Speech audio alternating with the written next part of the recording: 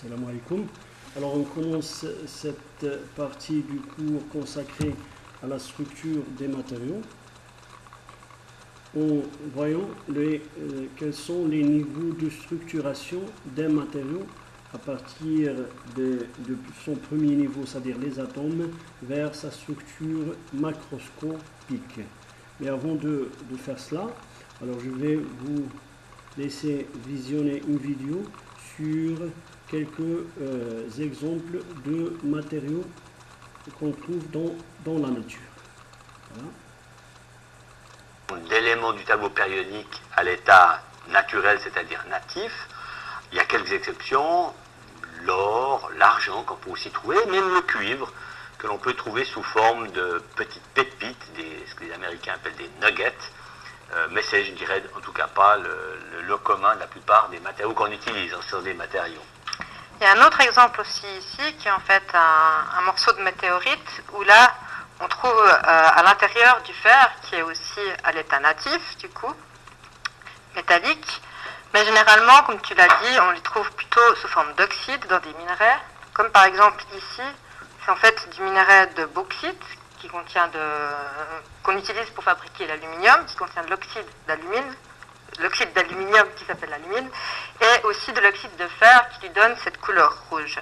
De la rouille, oui, effectivement.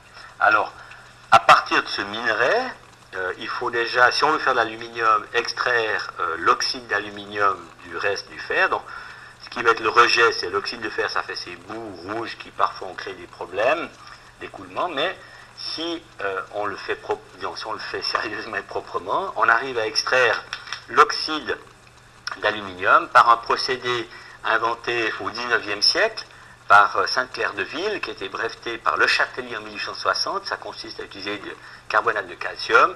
Il y a un procédé un peu plus courant aussi qui s'appelle le procédé Bayer, qui utilise de la soude et qui donc permet d'extraire l'oxyde d'aluminium de la bauxite. Mais on est toujours sous forme d'oxyde. Oui, on est toujours sous forme d'oxyde qu'on peut déjà utiliser, comme par exemple pour faire ce genre de tube, donc en alumine, qui a été fait par un procédé qu'on appelle frittage, qui consiste en fait à comprimer à très haute température cette poudre pour lier un peu les grains entre eux et se retrouver avec un tube polycristallin, donc plein de petits grains d'alumine. Dans certains procédés, on peut faire des monocristaux à partir de cette poudre d'alumine. On le voit, il est parfaitement transparent, ça s'appelle du corindon, c'est donc toujours un oxyde d'aluminium, mais cette fois non pas sous forme de petits grains, mais d'un seul grain, monocristallin. Il peut être coloré, si on lui met du chrome, il va être teinté en rouge, et du coup le corindon s'appelle, quand c'est en rouge, du rubis. On peut aussi avoir, parfois aussi à l'état naturel, hein, bien sûr, il peut avoir des impuretés de fer ou de titane, devenir bleu, et à ce moment-là, on parle de saphir. C'est donc, si vous achetez des pierres précieuses, ça n'est en fait que du corindon, de l'oxyde d'aluminium, mais coloré. Et pour en arriver finalement à notre aluminium métallique, il faut encore beaucoup d'énergie, donc c'est pour ça que c'est une industrie qui date que d'une centaine d'années, et que les industries se sont implantées dans des zones où ils pouvaient avoir accès à beaucoup d'énergie pour un prix pas trop élevé. Car pour en arriver là, il faut mettre notre alumine dans des grandes cuves d'électrolyse. Et ensuite, c'est un procédé qui se fait avec quelques volts seulement, mais des milliers d'ampères, où on mélange cette alumine avec un peu de cryolite pour baisser le point de fusion. Et on a l'aluminium fondu qui va descendre au fond de la cuve du côté de la cathode. Et de l'autre côté, à l'anode, on a l'oxygène qui monte vers l'anode en graphite et qui va dégager aussi beaucoup de CO2. Ouais. Et donc, pour faire ceci, effectivement, comme l'a dit Léa, donc, à partir de ça, il faut enlever l'oxygène, ça coûte beaucoup d'énergie. Pour donner une indication, pour faire 1 kg d'aluminium, le minimum théorique, et la plupart des usines consomment bien sûr plus, le minimum théorique est de 30 mégajoules pour faire 1 kg d'aluminium. Alors, ça vous dit peut-être pas grand-chose, 30 mégajoules, mais c'est environ l'énergie que contient 0,7 litres de mazout. Donc, c'est quasiment presque 1 litre de mazout dans la pratique pour faire 1 kg d'aluminium.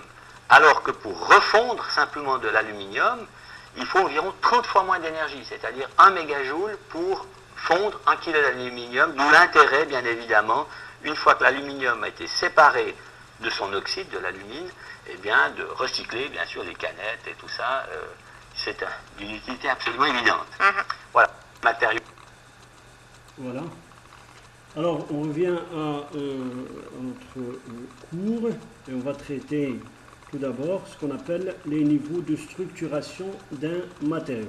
Alors, vous pouvez lire sur le slide ici, la slide.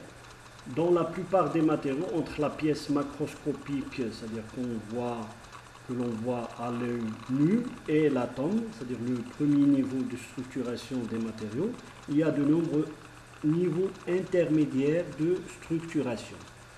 Alors par exemple, ici on prend par exemple ce qu'on appelle une aube de turbine métallique à base de nickel, c'est-à-dire il y a un alliage. Voilà, il n'y a pas que le nickel pur, mais il y a un alliage. Voilà. Alors, on voit des grains verticaux colonnaires car la pièce a été fabriquée sous un gradient de température. Vous voyez ici les grains. Vous voyez ce contraste vous permet de déceler les tailles de grains. Alors, c'est de l'ordre de millimètres, bien sûr. Il y a ce qu'on appelle les joints de grains qui séparent un grain d'un autre. Voilà. Alors, à l'aide d'une loupe, il est possible de voir des grains monocristaux de quelques millimètres de couleur grise et de nickel.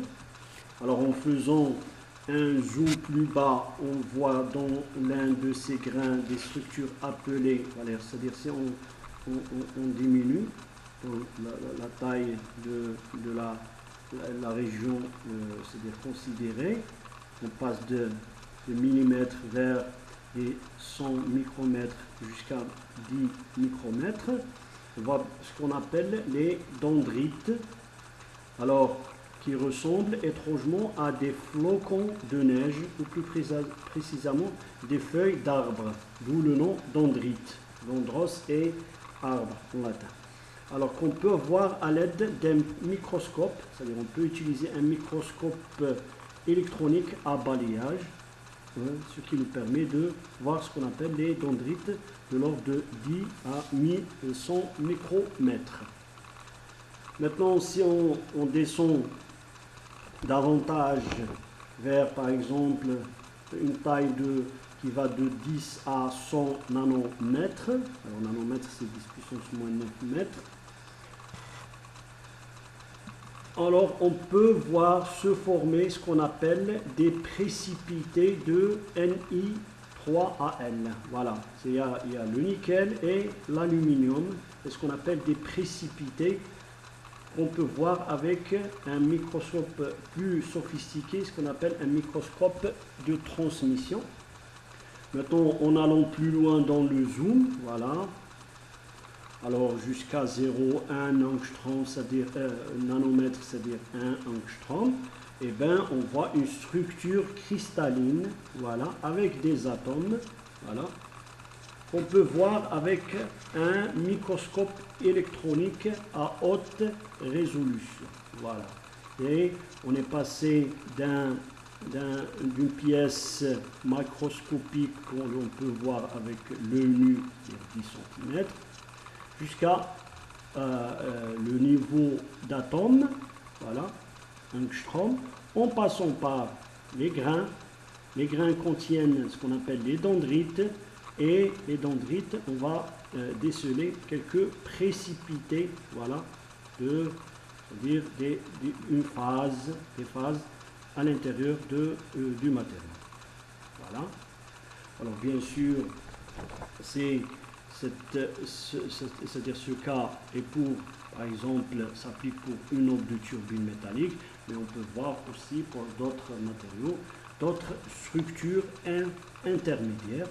Voilà. Alors je vais vous laisser voir ce que je viens de dire. Voilà.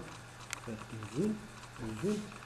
Alors je vais vous montrer une vidéo qui va donner une idée très détaillée de la structure atomique, voilà, la structure d'un matériau à partir de ça, voilà, à partir du niveau macroscopique jusqu'au niveau d'atome. Voilà.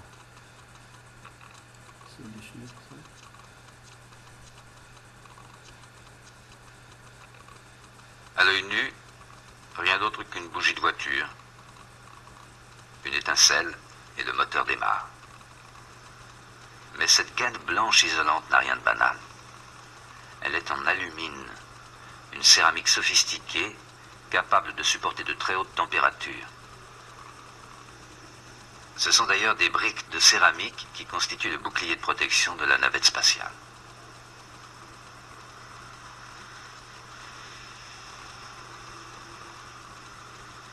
Invisible quelques instants plus tôt, on découvre une minuscule ébréchure. La cassure a dévasté la surface lisse de la bougie, laissant un relief chaotique aux arêtes aiguës.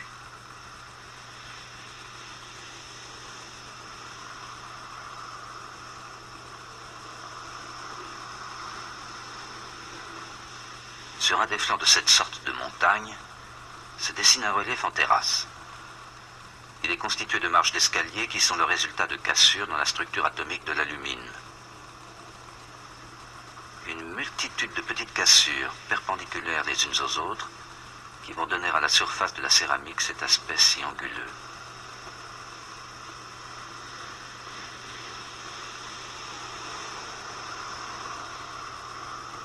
À l'intérieur même d'une marche, d'autres marches encore plus petites se dévoilent.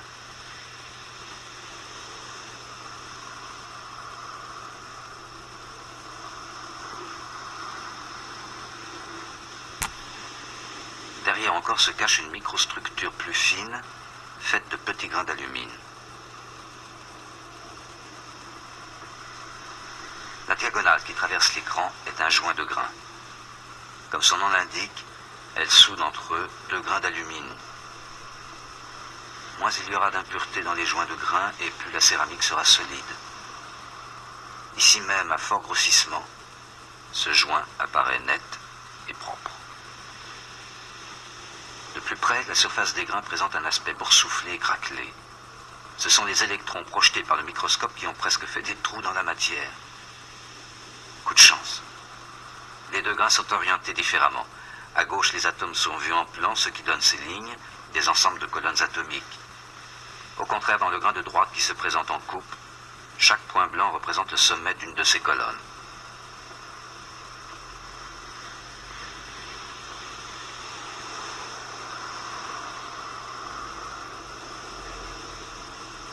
L'alumine porte un autre nom, l'oxyde d'aluminium.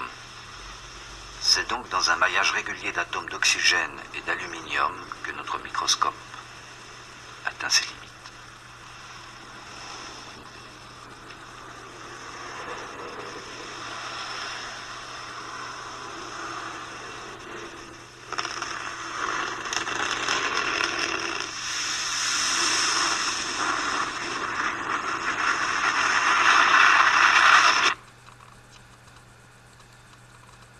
Voilà, c'est une vidéo qui donne des détails sur le passage d'un niveau de structure, c'est-à-dire le niveau macroscopique vers le niveau atomique. Voilà. Alors on passe maintenant à notre sujet principal de ce chapitre, c'est la structure des solides cristallins. On va voir la définition d'un cristal. C'est quoi un cristal? Eh bien, un cristal est une organisation d'un ensemble d'atomes, de molécules ou de groupements ioniques avec un ordre à grande distance, à 3 dimensions. Voilà, un ordre à grande distance. Bien sûr, comme je dis la fois passée, les physiciens dans leurs travaux considèrent qu'un cristal est d'ordre infini. Mais c'est juste une astuce mathématique pour appliquer ces outils mathématiques. Voilà. Mais dans la réalité, les cristaux ne sont pas d'ordre infini. Alors, en d'autres termes, un cristal, c'est quoi un cristal en réalité? C'est la superposition de deux concepts. Alors, un réseau cristallin et un motif. Voilà. Alors, un réseau cristallin, c'est quoi? Qui est un ensemble géométrique de points qui se répètent indéfiniment dans l'espace. Voilà. C'est des points, c'est juste des points mathématiques, c'est-à-dire sans volume, c'est abstrait. Alors, sur lesquels on va disposer, voilà, un motif. Alors, un motif, c'est, comme je viens de le dire, soit c'est un atome, soit une molécule, voilà, de taille quelconque, ou même un groupement d'ionique. Alors, juste sur chaque point de ce réseau cristallin, on va mettre le même motif dans la même orientation. On va voir tout cela après. Et l'ensemble d'atomes, d'ions ou de molécules qui composent le matériau déposé sur chaque point du réseau en respectant la même orientation pour tous les points. Alors il faut faire attention. Il faut, en chaque point, on va déposer un motif, le même motif, c'est-à-dire qui contient la même molécule, le même atome, avec une orientation, avec la même orientation. Voilà. Alors comme exemple, on veut poser par exemple, alors vous pouvez voir ici, voilà ce qu'on appelle les catènes. Alors vous voyez ici que c'est un cristal à deux dimensions bien sûr, voilà, un réseau en losange. Et bien vous pouvez avoir par exemple ici les points géométriques mathématiques, voilà, ici, voilà, vous pouvez avoir des points, et sur les points, on va poser un groupement d'atomes. Alors ici, c'est juste par exemple, un cercle noir et un cercle rouge. On va mettre sur chaque point le même groupement d'atomes ou de figures dans la même orientation. Voilà, vous avez la même orientation. Voilà. C'est-à-dire qu'on ne peut pas mettre, par exemple, ce schéma-là dans cette direction. C'est-à-dire qu'il faut respecter l'orientation des groupements d'atomes. Alors, cela nous donne un cristal, bien sûr, c'est un exemple, un cristal à deux dimensions, un réseau losange, plus un motif. Alors, un réseau cristallin, voilà, des points, certaines dispositions, plus un motif nous donne un cristal. Voilà. Alors, comme exemple, on peut poser des catènes, voilà, de forme de losange sur un mur. Pour cela, on doit tracer un réseau de losanges et choisir un motif pour chaque catène, composé de deux cercles de taille et de couleurs différentes. Alors, la combinaison d'un réseau cristallin et d'un motif donne un cristal qui s'étend à l'infini. Voilà. C'est ce qu'on vient de voir ici. Voilà. Alors il faut retenir cela. Un cristal, c'est un réseau cristallin, c'est un réseau de points, bien sûr périodiques, plus un motif d'atome. Alors il est important de constater que si on change de position d'un atome vers un autre de même type, on ne verra pas de différence d'environnement. C'est-à-dire si vous passez de là à là, eh bien, vous aurez le même environnement. C'est-à-dire si vous êtes sur le cercle noir, eh bien, vous allez voir juste à côté sur l'horizontale un cercle noir. Dans cette direction à 45 degrés, vous allez voir un cercle rouge. Et bien si vous passez ici, vous aurez le même environnement. À l'horizontale, vous avez un cercle noir. À 45 degrés, vous aurez un cercle rouge. C'est ce qu'on appelle une invariance par translation. Voilà. Alors, l'invariance par translation ne se fait pas pour tout point de l'espace, mais juste en passant d'un point à un autre, c'est-à-dire d'un point du réseau à un autre point du réseau. Il faut faire attention. C'est clair. Voilà. Une invariance de translation, voilà. Alors, la combinaison entre un réseau cubique à face centrée. Alors, j'anticipe un petit peu parce on verra ça, tout ça avec plus de précision. Mais juste, vous avez un réseau cubique, c'est-à-dire un réseau de points. Un réseau de points cubique, c'est-à-dire sur un cube. À face centrée, c'est-à-dire vous avez des points mathématiques sur les sommets, vous avez 8 points sur les sommets et 4 points et 6 points sur les faces. Voilà, un point au centre de cette face. Cette face, vous avez le cube qui a 6 faces. Pour chaque face, vous avez un point au centre. Et bien, cette structure, on l'appelle cubique à face centrée. Voilà, CFC, cubique à face centrée. Et un motif, voilà. Alors, vous avez le réseau mathématique. Vous avez le motif qui est composé d'un atome de Cl- et de Na+, mais dans cette direction. C'est-à-dire, on doit respecter l'orientation du motif. Alors, qu'est-ce qu'on va faire pour avoir le NaCl? Eh bien, juste, on va tracer ce réseau à l'infini, bien sûr, il se répète dans les 3 directions.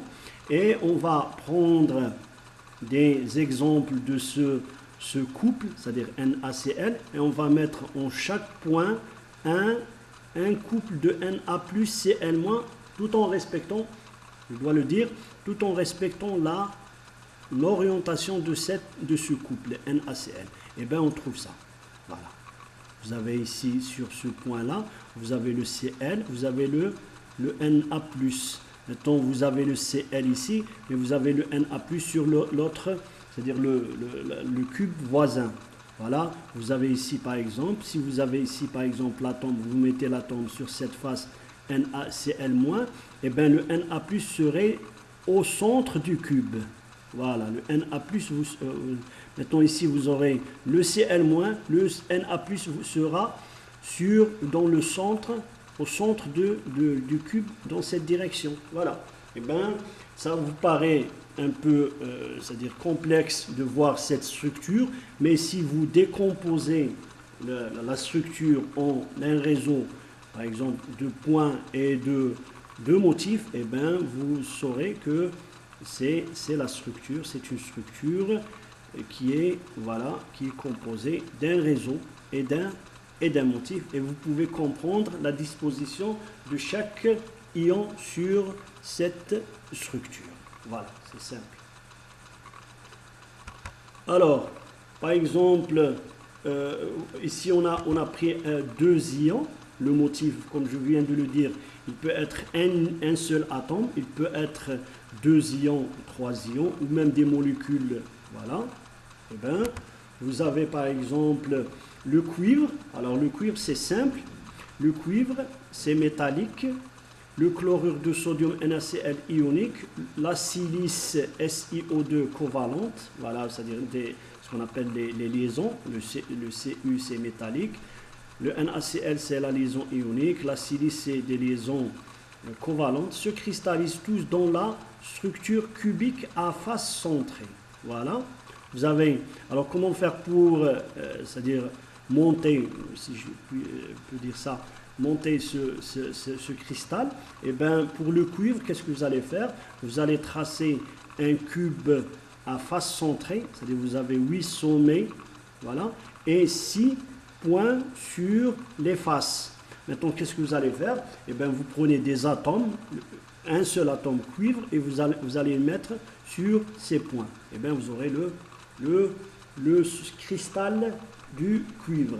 Bien sûr, ici, c'est juste pour montrer les points, mais dans la réalité, ces atomes se touchent. On verra ça plus tard, mais c'est juste pour vous montrer comment faire pour c'est-à-dire fabriquer le cristal du cuivre. Maintenant, la même chose, on vient de voir pour le Na plus Cl-. Pour le Na plus Cl-, il faut bien sûr respecter l'orientation.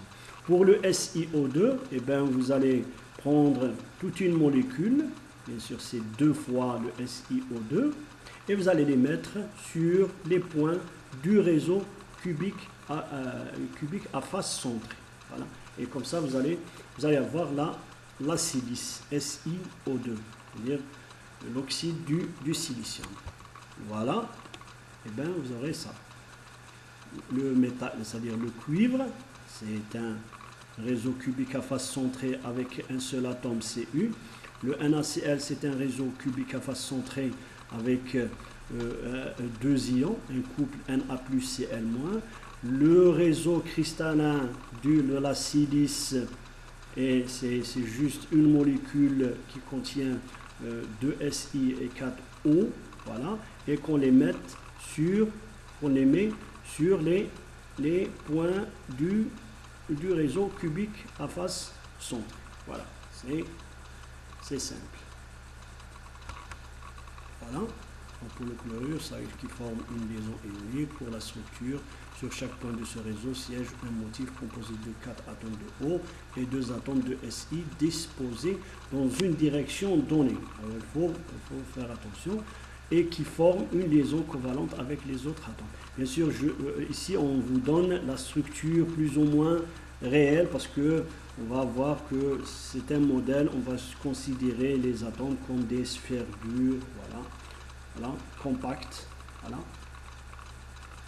voilà, c'est-à-dire l'étude faite auparavant vous permet bien sûr dorénavant de voir comment on a fabriqué ce système-là, ce cristal, Na plus Cl-, le SiO2. Voilà.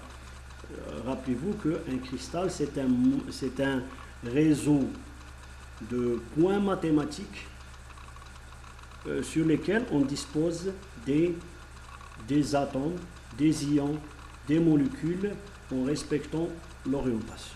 Voilà. Alors, maintenant, on va voir le réseau géométrique qu'on va utiliser pour fabriquer ces cristaux. Et bien, afin de repérer les positions de ces cercles, les atomes, c'est-à-dire les points géométriques dans une structure, par exemple à 2 dimensions, à 3 dimensions, on aura besoin d'un système d'axes dont l'origine est choisie arbitrairement sur le plan avec 2 vecteurs A, l'horizontale, et B, oblique, de longueur respective égale à aux côtés de losange. Je parle ici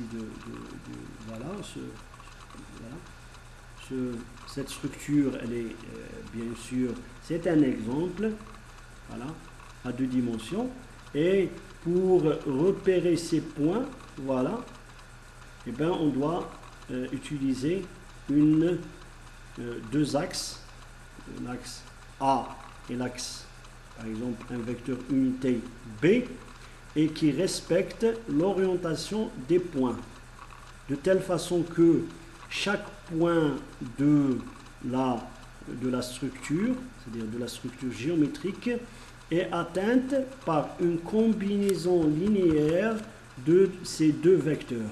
C'est-à-dire, par exemple, si on va prendre l'origine ici, et bien ce point-là, ce cercle-là, est 1A, 0B. Alors que celui-là est 0A, 1B. Voilà, puisque c'est le point.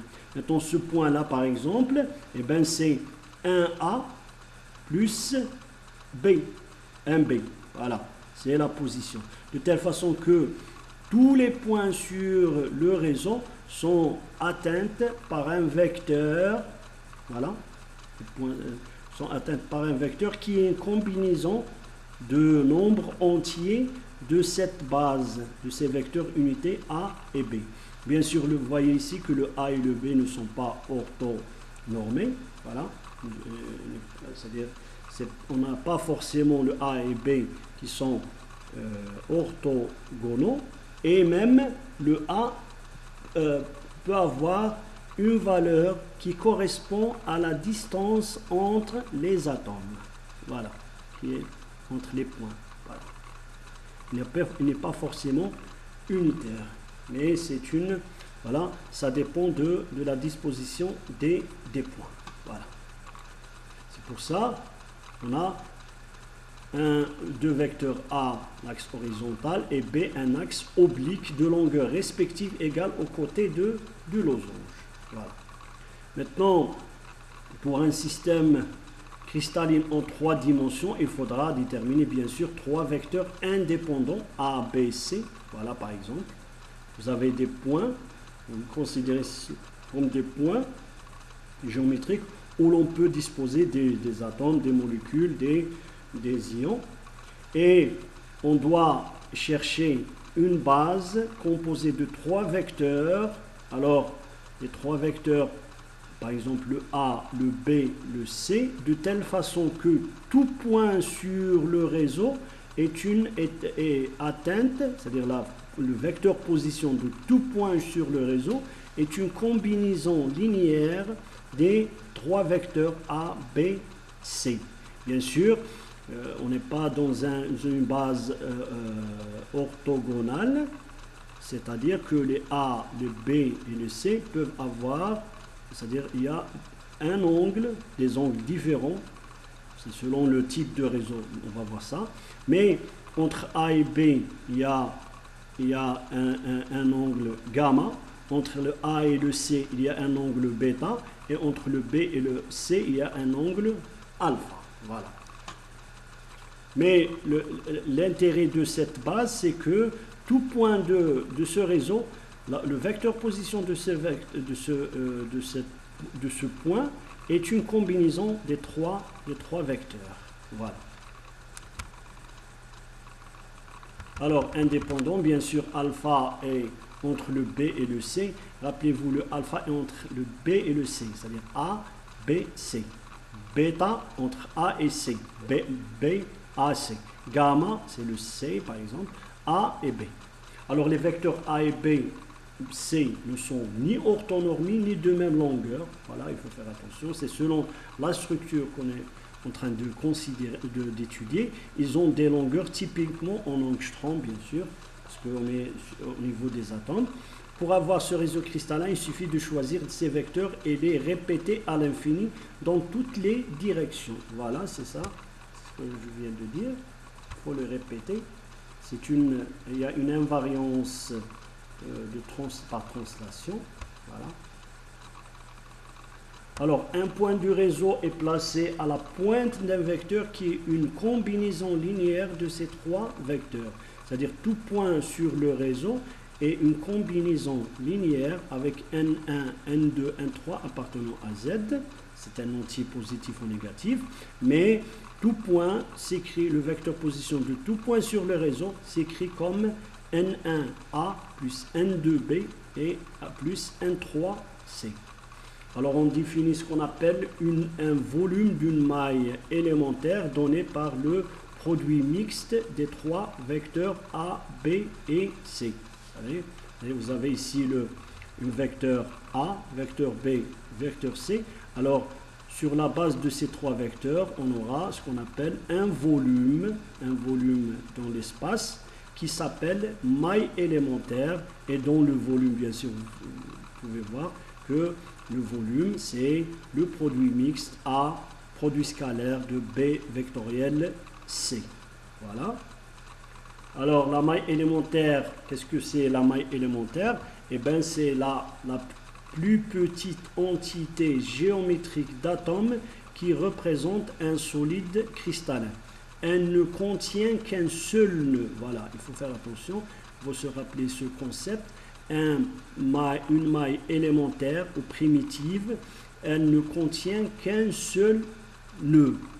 Voilà. Alors, comment cela est possible? Alors, c'est quoi le nœud? Un seul nœud? Eh bien, on va voir ici. Alors, pour, par exemple, ce volume-là, voilà. Alors, ce point-là est partagé par 8 volumes. Voilà. Il y a le volume, les 4 en bas. Voilà, celui-là, celui-là, celui-là, celui-là. Il y a aussi 4 volumes au-dessus de ces 4. Alors, ce point-là est partagé par 8 volumes. C'est pour ça, ce point, si on le considère dans ce volume, on va le compter 1/8.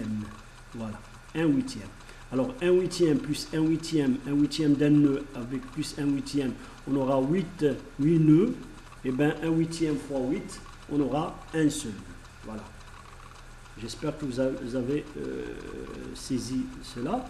Et bien, chaque point par exemple, d'un tétraèdre ou un cubique, chaque sommet est compté comme 1/8 puisqu'il est commun à 8 cubes. Voilà, par exemple. C'est très important cela. Alors, c'est-à-dire une propriété de la maille élémentaire, c'est qu'elle ne contient qu'un seul nœud. Alors, la répétition à l'infini, voilà, je répète ce que je viens de dire, voilà, A, B, C avec des angles alpha et bêta, gamma. Alors, la répétition à l'infini, opération de translation selon les 3 directions spatiales de cette entité, doit reproduire le solide cristallin. Voilà. Alors, cette répétition c'est-à-dire, on doit appliquer des conditions pour avoir le cristallin. C'est-à-dire, en répétant cette entité à l'infini, il n'y aura ni vide, il n'y aura pas de vide. C'est-à-dire, cela nous permet de paver tout l'espace. Voilà, c'est une condition nécessaire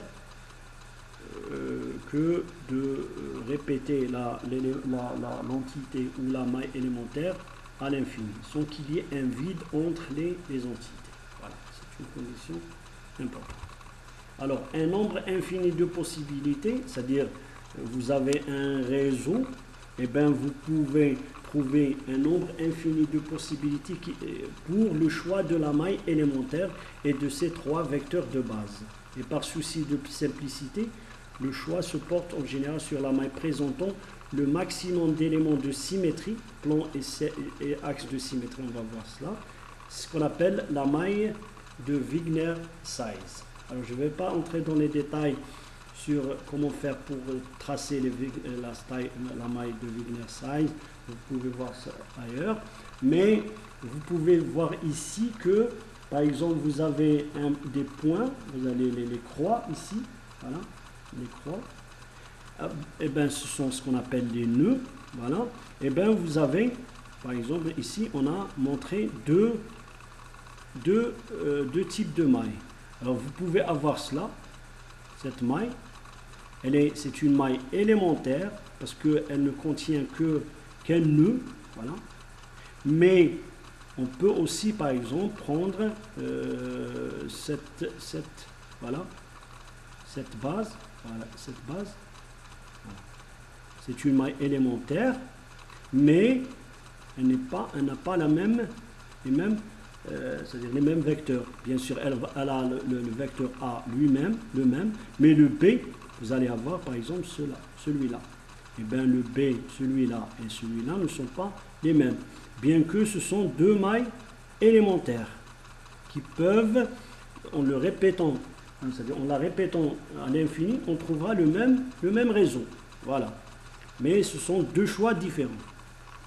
Maintenant, cette maille numéro 2, c'est une maille, voilà, c'est-à-dire en la répétant à l'infini, on retrouvera le même réseau cristallin, mais ce n'est pas une maille élémentaire, parce qu'il y a à l'intérieur un nœud. C'est une maille multiple, par exemple. Voilà. Alors, parfois, il serait utile de choisir une maille multiple, maille contenant plusieurs nœuds de réseau, appelée aussi maille conventionnelle. Voilà, pas souci de symétrie, c'est-à-dire pour vous montrer la symétrie du cristal, il vaut mieux c'est-à-dire travailler avec maille conventionnelle. Alors, c'est quoi une maille conventionnelle? C'est une maille multiple qui contient plusieurs nœuds, au lieu de travailler avec une maille élémentaire qui ne contient qu'un seul nœud. On va voir ça plus tard. Voilà. Alors c'est la définition de la maille élémentaire et la maille, c'est ce qu'on appelle la maille primitive et la maille multiple ou encore la maille conventionnelle. Voilà. Alors, des considérations de topologie relative au pavage de l'espace à 3 dimensions par répétition périodique de volumes identiques sans vide ni recouvrement. Voilà, c'est les deux conditions. C'est que lorsqu'on va répéter la maille élémentaire ou bien la maille conventionnelle, deux conditions, c'est qu'il n'y aura pas de vide entre les mailles, ni recouvrement, c'est-à-dire il y a une superposition des mailles l'une sur l'autre. Et bien, en respectant ces deux conditions et en répétant la maille à l'infini, eh bien, on retrouvera un cristal. Bien sûr, les gens qui ont travaillé sur ce sujet, ce domaine, se sont amenés à conclure qu'il ne peut exister que 7 types de mailles différentes, définissant ce qu'on appelle les 7 systèmes cristallins primitifs. Il n'y aura pas d'autres systèmes cristallins autres que ces 7 systèmes cristallins. Bien sûr, il y a ce qu'on appelle les quasi-cristaux, mais ce n'est pas notre sujet. Mais sachant, il faut savoir que c'est-à-dire le domaine de la cristallographie, il n'y a que 7 systèmes cristallins. Voilà. C'est-à-dire les études ont été faites depuis le 19e siècle et même avant. C'est-à-dire il s'est établi qu'il n'y a que 7 systèmes cristallins. Alors, ces 7 systèmes cristallins, on va les voir ici. Alors, vous pouvez avoir, on commence par le premier système, c'est un système cubique. Alors, vous avez le cube avec les arêtes qui sont égales, de longueur égale A, et l'angle égale à les 3 angles qui sont égaux à 90 degrés. Voilà. C'est le système cubique. Maintenant, il y a le système hexagonal. Le système hexagonal avec la maille élémentaire en rouge. Mais on a tracé aussi la structure hexagonale pour dire que c'est hexagonal. Alors, vous avez le A et le B. Alors, le A et le B qui sont égaux. Vous voyez la maille élémentaire. Vous avez le A et le B qui sont égaux. Le C qui est différent sur la hauteur C, avec alpha et bêta qui sont égaux à 90 degrés. Le alpha, c'est entre le B et le C. Vous voyez, le B et le C. Voilà, cet angle-là est 90. Le B, c'est entre A et C. Alors, le A et le C, il y a un angle égal à 90 degrés. Mais l'angle entre A et B, voilà, entre A et B, cet angle-là, basal, eh bien, c'est 120 degrés. Voilà, c'est ce qu'on appelle le système cristallin de type hexagonal. Il y a ce qu'on appelle, en anglais on l'appelle tétragonal, mais en français on l'appelle quadratique. Vous avez un système avec A et B qui sont égaux, A et B, la base, voilà, c'est un carré, mais le C qui est différent, avec des angles entre A et B, entre A et C et entre B et C qui est le même, 90 degrés. C'est ce qu'on appelle le système quadratique, ou en anglais tétragonal. Je pense que même en français on dit tétragonal. Il y a ce qu'on appelle le système, le quatrième, le système rhomboédral.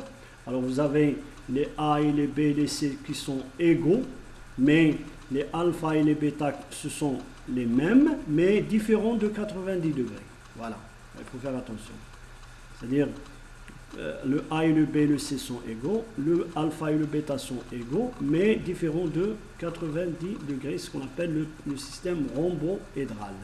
Il y a le système, le cinquième, orthorhombique.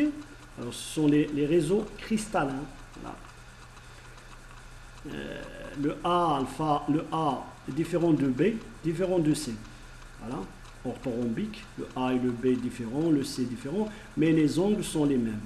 Égaux à 90 degrés. Voilà. Entre le A et le B, 90 degrés. Entre le A et C, égal à 90 degrés.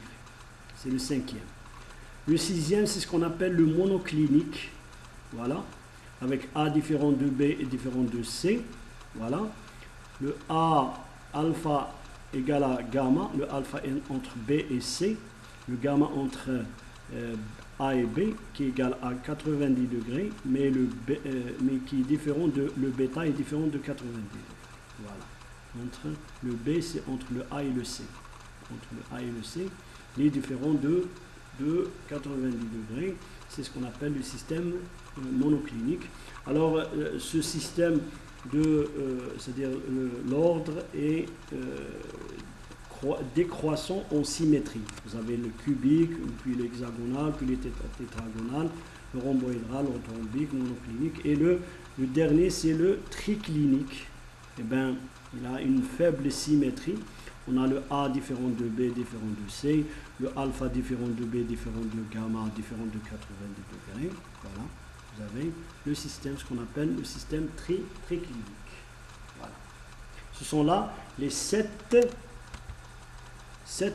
systèmes cristallins. Il n'y a pas d'autres. Voilà.